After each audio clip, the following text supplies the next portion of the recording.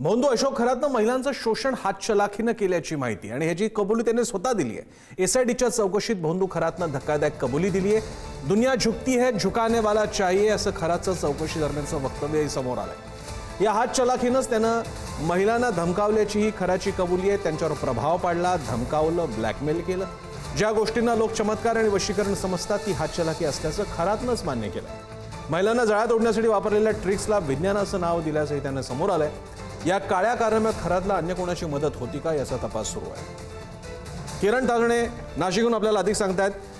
किरण, खरंच आहे म्हणजे खरात म्हणतोय ते काही चुकीचं नाहीये, झुकती है दुनिया झुकाने वाला चाहिए। ज्याने झुकवलं या दुनियेला, अनेक स्त्री पुरुषांना कशा प्रकारे त्याने चुना लावला तेही आपण बघितलं, किंवा काय करायला लावलं आणखी विचित्र गोष्टी सुद्धा सांगता येतील, याची कबुलीच त्याने दिलेली आहे।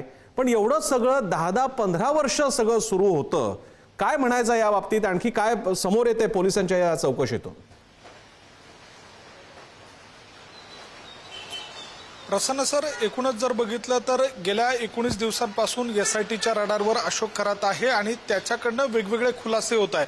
प्रामुख्यानं या सगळ्या दरम्यान तो नेमकं काय करायचा हे जाणून घेण्याचा एसआयटीच्या अधिकाऱ्यांचा प्रयत्न होता आणि त्या सगळ्या दरम्यान तो हातचलाखीच्या माध्यमातून आणि काही विज्ञानाच्या ट्रिकच्या माध्यमातून तो कशा पद्धतीने महिलांना जाळ्यात ओढायचा याचीच कबुली त्यानं दिलेली आहेत। आणि विशेषतः या सगळ्या काळामध्ये तो ज्या वेळेला ही सगळी विधानं करत होता, जी माहिती देत होता, त्यावेळेला त्याची काही वाक्य जी होती ती देखील अतिशय महत्त्वाची आहेत। दुनिया झुकती है बस झुकाने वाला चाहिए अशा स्वरूपाचं तो म्हणतोय।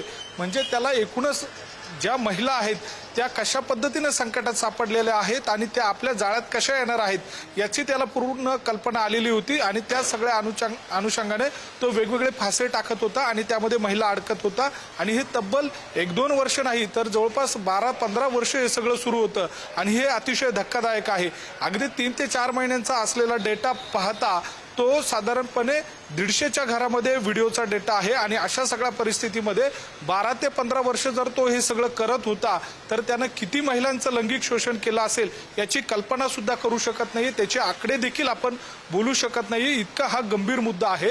आणि अशा सगळ्या परिस्थितीमध्ये आजच्या दिवशी एसआयटीचे देखील पत्रकार परिषद होते। पहिल्यांदाच एसआयटी अशा सगळ्या संदर्भामध्ये खुलासा किरण, बघावं लागेल या तपासातून आणखी काय निष्पन्न होतंय। मात्र दुर्दैवी वाटतं की एखाद्या माणसानं लोकांना फसवावं आणि त्याची नंतर उलट दरपोक्ती करावी। झुकता ही दुनिया झुकाने वाला चाहिए। खरंच वाईट आहे। धन्यवाद तुम्ही दिलेल्या माहितीबद्दल।